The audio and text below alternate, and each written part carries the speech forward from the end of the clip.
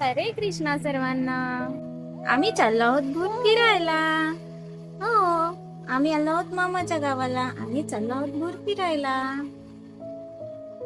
चला तर मग बघूया आम्ही पुढे जातोय. चला तर मग भूर फिरायला. राघव खूप एक्साइटेड होता. आम्ही गाडीत बसलो होतो आणि पहिल्यांदाच राघवला घेऊन मी अशी बाहेर चालले होते.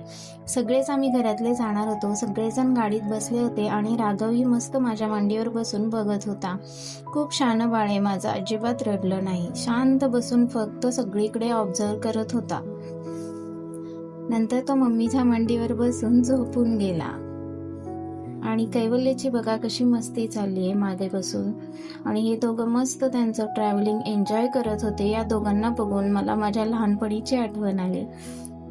लहानपणी आपण हे मस्त असेच आपल्या धुंदीत असायचो. घरच्यांचं काय चाललंय काय माहित नाही, फक्त फिरायला जायचं, मस्त खिडकीतून बघत बसायचं बाहेर. इथे आम्ही पहिल्या देवीला थांबलो होतो. आम्ही चाललो होतो माझ्या माहेरच्या कुलदेवीला. आणि इथे घाटात एक देवी होती. त्या देवीचं दर्शन घेऊन राघवला पायावर घालायचं होतं. मग आम्ही पहिला इथे थांबलो आणि राघवला जे घेणार नाही ते आळशीच. हा इथे मस्त मामासोबत खेळत होता. मामाचं आणि त्याचं बॉन्डिंग एवढं मस्त झालेलं की बापरे, मामाचा लाडका झाला होता. इथे आम्ही देवीचं दर्शन घेतलं आणि घाटात गाडी थांबलेली. एवढं छान आणि मस्त वातावरण होतं ना, मला तर खूप छान वाटत होतं. कारण खूप दिवसांनी असं फिरायला मी बाहेर पडले होते. आणि हे दोघं बघा फक्त खायला शोधत होते. आम्ही येताना भरपूर चिप्स वगैरे आणले होते, त्यामुळे या दोघांचं लक्ष त्याच बॅगवर होतं. गाडी थांबली की कधी एकदा मला खायला देत आहेत असं झालेलं. आणि या डोंगरावर जे मंदिर दिसतंय ना, तिथे आम्ही चाललो होतो.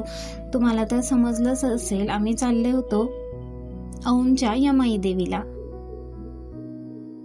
परत बघा हे दोघं मस्त कसे बसलेत पोज देऊन गाडीत. राघव आता मामीजवळ बसला होता आणि झोपला होता.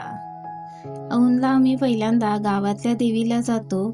हे मोकळाई देवीचं मंदिर होतं. तिथं राघवला घेऊन गेलो, देवीच्या पायावर घातलं आणि नंतर दुसऱ्या मंदिरात गेलो. हे मंदिर खूपच प्रशस्त आणि सुंदर आहे. आणि याचे दीपस्तंभ बघा किती मोठे आहेत. जुना वारसा इथे खूप छान जपला आहे. हे बघायला इतकं छान वाटतं ना. ह्या मंदिरात गेल्यावर एकदम प्रसन्न वाटतं. परिसरही खूप मोठा आहे आणि जुने वाडे इथे तुम्हाला बघायला मिळतील.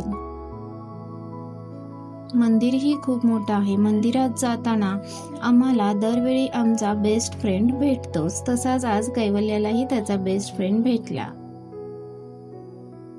आम्ही कोणत्याही मंदिरात गेलं ना की मांजर आम्हाला भेटतंच, कारण ते आमचं फेवरेट आहे. आणि आजही कैवल्याला मांजर भेटलं आणि तो कसा त्याचा लाड करतोय बघा.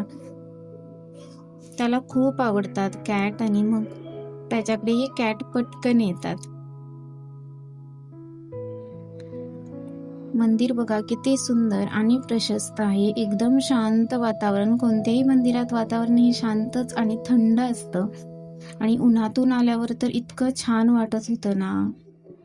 इथेही देवीचं दर्शन घेतलं. राघवला देवीच्या पायावर घातलं. चैत्र महिना असल्यामुळे आणि आम्ही शुक्रवारी गेलो होतो, त्यामुळे थोडी गर्दी होती. आणि मग आलो आम्ही डोंगरावरच्या देवीला.